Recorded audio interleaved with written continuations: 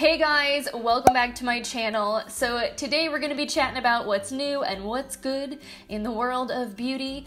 This series, of course, is inspired by Samantha March's Will I Buy It series. She films videos like this every single Wednesday because she is a total girl boss.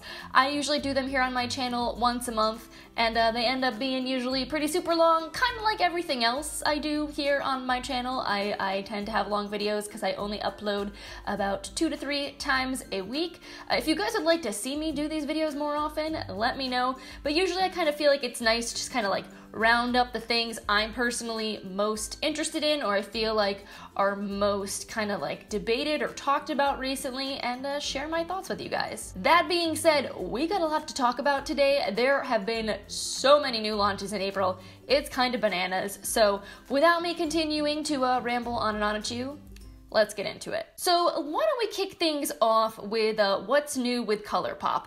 To be honest, I could probably just do a video once a month on ColourPop and it would be like 25 minutes because they launch so much new stuff, it's a little ridiculous. That being said, some of their most recent launches I'm kind of excited about, so I wanted to talk about them. So since my March video, ColourPop has released a number of new collections. They released a collaboration with Disney with the Disney Villains collection. They dropped their spring collection, and then they also dropped a festival collection, among probably some other things that I'm forgetting. And it's kind of funny to say that I feel like everyone's already over the Disney Villains collection because it literally just launched, but ColourPop, I kind of feel like because they're always launching something new, they kind of take the hype away from themselves with whatever the newest thing they launched with. Like, people don't even have a chance to appreciate the first thing before they're giving them something else. So personally, I am not going to be picking anything up from the Disney Villains collection. I enjoy Disney, but I'm not like a Disney fanatic, and while I think that the packaging of all these products looks really, really cool, there is nothing really from it that is like calling to me or speaking to my soul, so I feel like I can pretty easily save my money and pass over that collection. I will say this much though, Maleficent is my favorite Disney villain. I love Sleeping Beauty, it was one of my favorite Disney movies growing up, and I think she is a badass. Now, as far as the ColourPop spring collection goes, that I'm having a little bit of a hard time with because literally the entire thing is speaking to my soul. So they released a bunch of new shades of their Cream Formula Luxe lipsticks. They released some Jelly Much eyeshadows. They launched some new Super Shock blush shades, and then the Sweet Talk Pressed Pigment palette. I don't believe it's an eyeshadow palette, or they can't call it that because at least a couple of the shades that are in there are technically pressed pigments. Either way, the whole thing looks super beautiful, right up my alley, exactly the kinds of shades that I like. That being said, part of me is like, Lauren, do you not already have things in these colors? Do you really need anything from this collection? So I've been kind of going back and forth with myself as to whether or not I'm going to pick anything up. Obviously, it's ColourPop, so that means it's affordable. It's not going to break the bank, but it's money. Money is money, and if I don't need to spend it and I could buy something else, and maybe it's not worth it, even if it is like only $15 here, $5 there. Of everything, I think the thing I'm most tempted by is the Sweet Talk palette, and I know it's 100% because of the glitters and the like shimmery shades that are in there. I mean, I love all the matte colors, those warm kind of corally shades. I love pink. Pink is one of my favorite colors, so like the whole color story definitely is calling to me, and y'all know how I feel about glittery eyeshadows on my lids. But I also feel like with my magnetic singles, like I could totally dupe out this palette, so I haven't bought it yet because I know I don't need it. Like, the colors that are in this palette are not really going to be very unique in my collection. I think I just really like the way the whole palette looks together. I like the glitters that are in there. I love the packaging. I think it's super cute. So verdict is still out. I may cave and buy it, but so far I've held out. And now, to make my life even more complicated, the other day, ColourPop just dropped their new festival collection, and they are releasing single pressed glitters, like in the pans that are the same size as their like pressed eyeshadows, and they look so pretty. It looks like you can buy all 8 of the new pressed glitters, and then they have like 4 new like neon eyeshadows or pressed pigments. You can get them in a little magnetic palette for $40. That's kind of a lot of money to me, because I think like the build your own palette deal that they do is $44 and you get what, 24 eyeshadows. So to only get 12 is kind of like that seems like a lot to me. For $40. I know that the glitters are a little bit more expensive. It looks like they're $5 and the shadows are normally $4, but it's really like not that much. It seems like maybe buying this bundle that's available on the website, you're not really getting much in the way of a discount. So I definitely don't think I need to go out and buy that, because I don't need all those shades and I don't really care for the neon eyeshadows. So eventually I may just pick up 1 or 2 of the pressed glitters, because I love glitter so much, and some of the shades that they released look beautiful. As far as the rest of this collection, they released a few new shades of their So Juicy lip glosses, which I'm not really super into. I don't really care so much for the like squeeze tube lip gloss thing. I think they look nice, but like definitely don't need those. And then they also released some new eyeliner shades. They have like a little box with 5 colors. It's $20. It's called the Beat Drop Liner Kit, and they're all kind of bright, fun neon shades. Now, fun random fact about me, but I am one of those people that like goes to music festivals. I really enjoy them a lot. My husband and I have gone to Firefly in Delaware, I think 4 or 5 times now, 4 times, and we're going to Boston Calling this spring, which is going to be awesome. And honestly, festivals are so much more chill, or at least the ones that I've been to have been so much more chill than I think people expect them to be. Like, there are definitely some people getting kind of crazy and rowdy, but for the most part, you're just like chilling on a picnic blanket or in a hammock, listening to music, eating good food, hanging out with people. All that to say, these like festival-inspired makeup collections, like theoretically, I am one of the people who may actually want to use them. But what I found is that at music festivals, most people are not like going super crazy with the music. Like, you're just kind of chilling. If anything, it's like being on vacation or being at the beach or being by the pool. You kind of want to be basically wearing a lot of sunscreen and like minimal makeup, because you get kind of sweaty and gross. So I don't know, basically I don't really feel like I need anything from this festival collection, really any festival collection, but I do really like those pressed glitters. Those look beautiful. So one of the 9 brands that I said I wanted to try in 2019 is Melt Cosmetics. So I've definitely kind of had my eye on them. I've been waiting to see what they would release, seeing if anything piqued my interest. Like, I know I have a whole year to buy and try something, so I don't want to rush. And they just released their new Shapeshift stack, which I kind of have been like thinking about a little bit. As far as a melt stack goes, this to me is the most interesting and like unique one I feel like they've launched. Most of the other ones I've seen have been like 4 or 5 all matte shadows or like coordinating mattes and shimmers, but the color stories are things that I can easily find elsewhere in my collection or are not super appealing to me.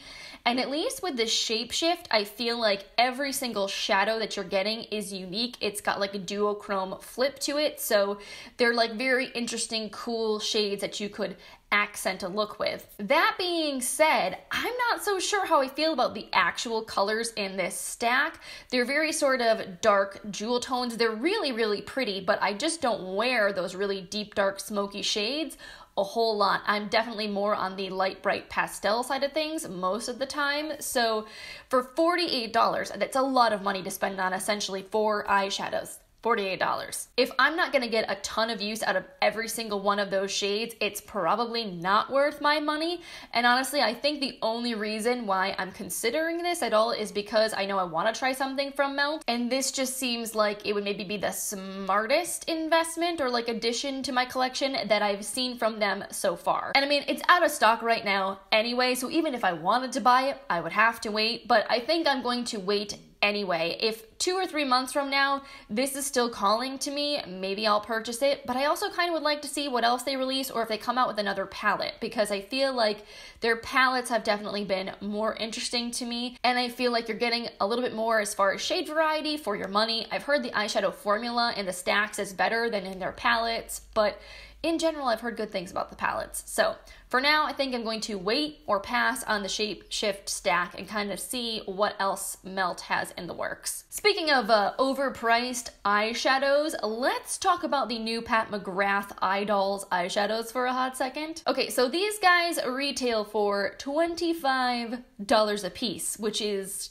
insane for a single eyeshadow. And it doesn't say on the Sephora website how many grams of product you get in each pan, but I know from watching Mel Thompson's review on these guys that she said that they had less product than the shadows that are in her palettes. So the pans in her palettes are actually bigger than these, which makes no sense to me whatsoever, because you obviously are getting such a better deal buying a palette in that case. Even though they're $100 and something, you're getting like 12 or 14 shades. So even though these are pretty and I'm sure they're nice eyeshadows, there is absolutely no way in heck I'm buying any of these. And to be honest, looking at the colors that she released, nothing is like speaking to me. Nothing feels super unique and interesting. I feel like there are shades in her palettes that are not these shades that are more interesting, duochromatic, that have like an interesting texture to them and might actually be worth buying in a single. I don't think anything would be worth $28 buying in a single, to be honest, but like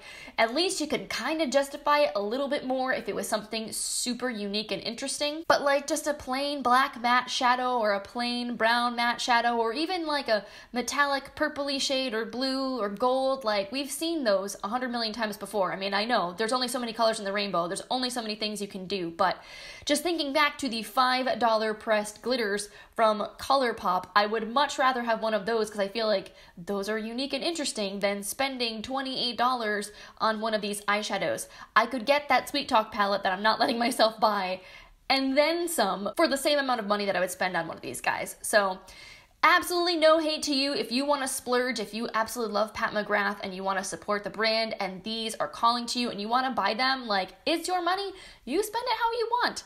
I just feel like I personally would not feel it was a good investment for my makeup collection. So let's talk for a minute about the Tarte Icy Betch palette. If you're not someone that nerds out as hard as I do about beauty or doesn't keep up on the drama and what's going on with different brands, you may or may not know the story of the Icy Betch palette. But essentially, in 2018, for April Fools, Tarte put up a picture on their Instagram saying they were launching this palette called Icy Betch, and it looked like one of their Tartelette palettes, but it was all blue and green, and it was just a joke, but they got this overwhelming response of people saying they love the way that it looks because Tarte is known for being very neutral and kind of boring. They don't do a lot that's very colorful, and everyone kind of threw it back at them and was like, you should make that palette. It would actually sell. We've been telling you to be more colorful with your makeup and you don't listen to us, so like joke's on you, kind of? And since then, a ton of indie brands have launched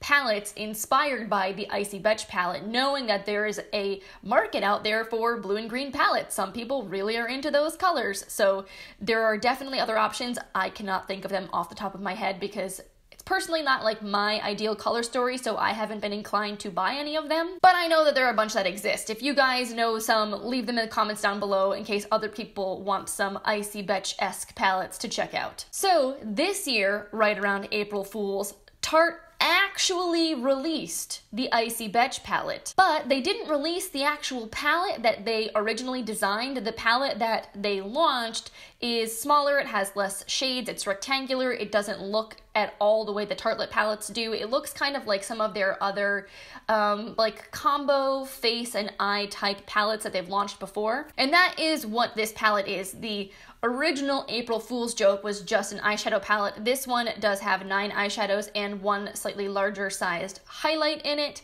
And like, it looks kind of fun, but so many people are like angry at them again because they're like, Tarte, you already designed the palette. Why couldn't you just made the palette that everybody wanted you to make instead of having to like reinvent the wheel? Because this palette that actually is available for purchase is much more blue than it is blue and green. It doesn't have all the same tones, so I have no idea how well this is going to sell. It retails for $24, which is actually a pretty reasonable price for Tarte. A lot of their eyeshadow type palettes are usually in the $35 to $45 range. So I'm sure this was kind of just a maneuver to, you know, please the masses. Tarte has definitely been under a lot of scrutiny within the last year between the whole Shape Tape fiasco and then the Icy Betch thing. Like, then I'm sure there's other stuff I'm not even thinking about or can't remember right now, but I feel like people in the beauty community have not been feeling super gung-ho on Tarte, so I think they're trying to kind of get back on everybody's good side. So let me know what you think about the Icy Betch palette. Are you gonna buy it? Did you already buy it? Do you love blue and green eyeshadow? Like I said, it's not really personally my jam, so even if this was not, like if there was no drama behind this, I wouldn't buy this anyway, but I just think the whole thing is kind of silly. So yet another brand that makes it into pretty much every one of my new in beauty videos is Too Faced. So this month they're coming at us with some additions to their like natural line. So they have revamped their Cocoa contouring palette. That was a product that was part of their existing line. It was still produced in cardboard packaging up until basically like a month ago, and now the packaging is more in line with everything else from the natural collection, like the natural eyes palette, the natural face palette.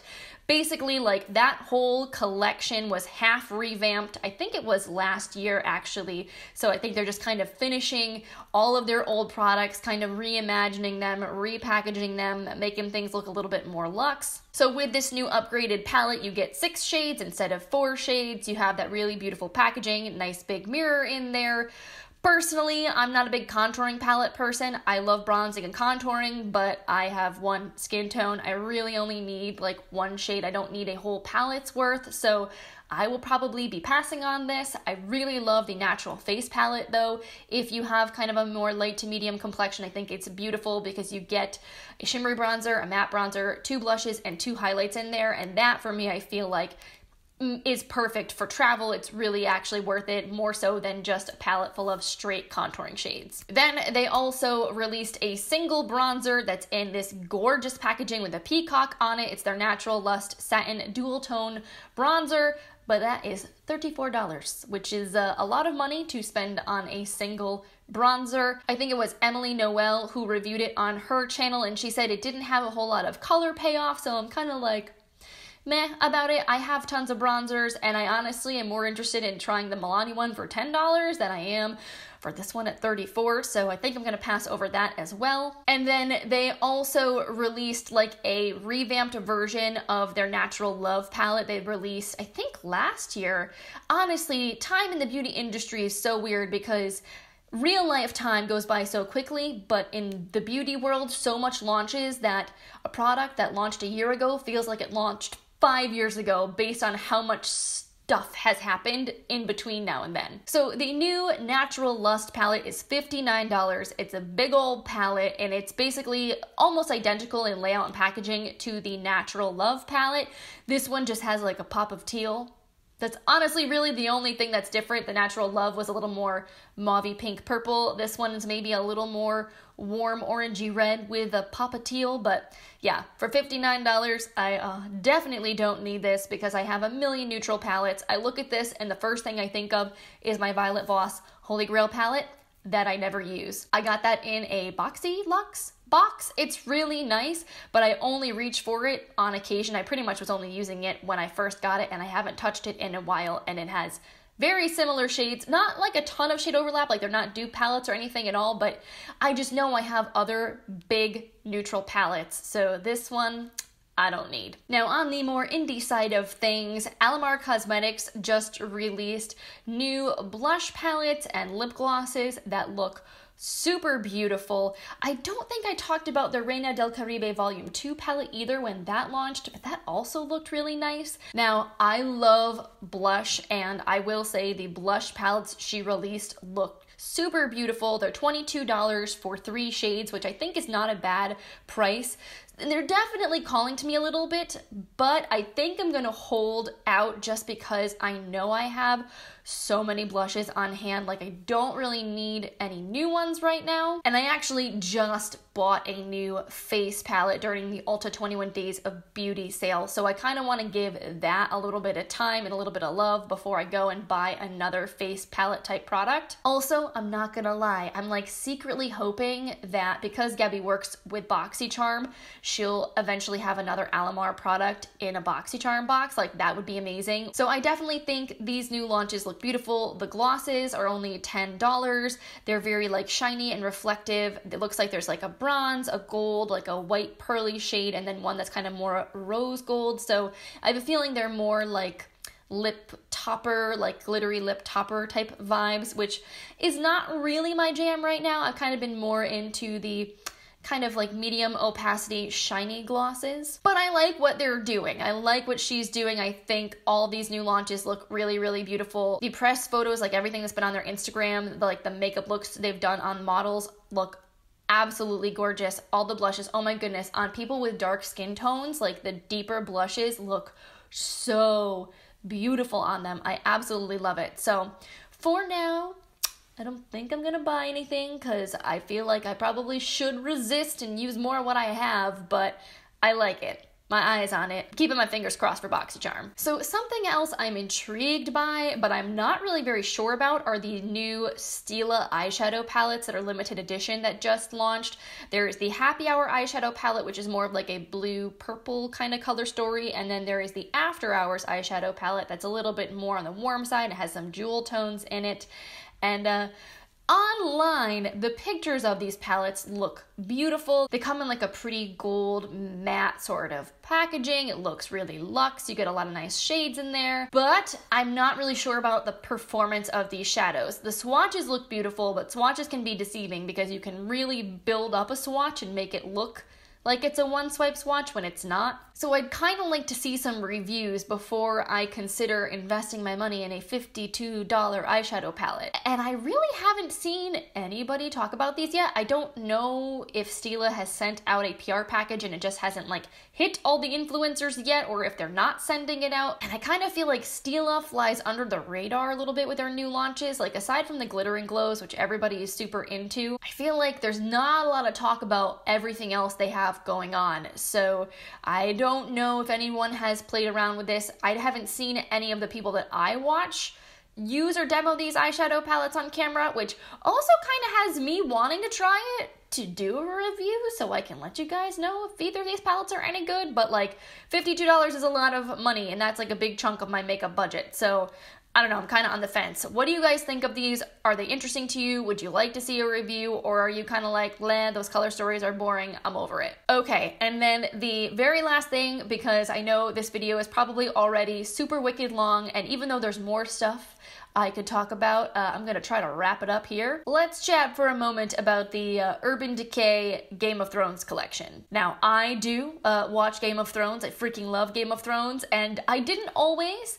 I basically avoided watching it because I actually am really squeamish. I don't like violence in my entertainment. It is not a thing I enjoy at all. I sit there watching most violent shows kind of like this. Like, you should see me watching Westworld with my husband. Basically, I just either look at my phone whenever anyone is dying on the screen, or like hide in a pillow and I just wait for him to tell me when it's over, because it like viscerally bothers me. I'm very empathic, and when someone's getting like stabbed with a sword, I can't. It's a lot for me to handle. That being said, Game of Thrones is so good. It's like a soap opera. It's basically like a fantasy soap opera. The plot line is really cool. There are so many interesting characters. It's very dramatic, but it's a lot of fun. I can't deny it. I really enjoy watching it. So I basically binge watched, I think, the first 5 seasons after having avoided watching the show, and then caught up to, I think, season 6 when it was airing, and then proceeded to watch every episode as it aired since then. So as a Game of Thrones enthusiast, like, I do really think it's cool that Urban Decay is collabing with them and doing this whole collection that's inspired by the show. But I'm not gonna lie, I've looked at everything, and like, not a single product is appealing to me. Like, I totally appreciate the creativity in what they did and with the packaging, especially like on the lipsticks and with the brushes and stuff. Like, I think it all looks really cool, but like, I'm not a makeup collector and I'm not that obsessed with Game of Thrones that I feel like this is something I would want to buy like as show memorabilia that I want to own and love forever. So like the only reason for me to buy this would be because I want to actually use the products, and when I look at what they are, it's kind of like nothing that really excites me. The eyeshadow palette looks super bulky, like it's cool, the packaging design is neat, but if you guys watch my videos, you know I really don't like bulky, excessive packaging. I don't have a ton of storage space to work with, so I prefer things that are sleek, more minimalistic. Like, you can be glam and pretty, I want you to be small. And then there's a highlighter palette in which the shades are kind of like nothing super special. I also haven't heard really great things about the Urban Decay highlighting formula, so I probably would pass on that. And then the brushes are cool, but I have like 1,000,001 makeup brushes, and I honestly don't know how much I would love actually having to store brushes that had handles like that with like the little sword bottoms. I feel like it would be kind of annoying. So I don't know. I hate to like hate on this. Like, I'm not hating on it. It's really just me being super practical with myself. Like, I 100% don't need any of this. If nothing from this collection is like, oh my god, I love this, I need this, like, I'm not gonna spend my money on it, but I do love Game of Thrones. I'm really super excited that it's coming back this weekend. I will be watching it. So let me know if you guys are also Game of Thrones fans, if you are excited about this collection, if you were disappointed in it, if you're gonna pick anything up, and let me know if you're tuning in on Sunday, because I'm ready. Season 8, it's gonna be crazy. Alright guys, so that is it for today's video. Thank you so much for hanging out with me today. I hope you enjoyed hearing my thoughts on all of this beauty newness. Definitely make sure to leave a comment down below. Let me know, what are you excited about? Are you gonna be picking up any of these new launches? What are you gonna be passing over? What do you think is overhyped? Give me all the details. And if you're new and this is the first time we're hanging out together, I hope you will consider clicking the subscribe button, coming back for more. I have a giveaway going on my channel right now for another couple of weeks because I just hit 5,000 subscribers, so I will leave the link to that video in the description box if you want to go check it out. And yeah, on that note, I think I've probably taken up plenty of your precious time, but thank you again so much for hanging out with me. I hope you guys have an amazing rest of your day, and I will see you in my next video. Bye.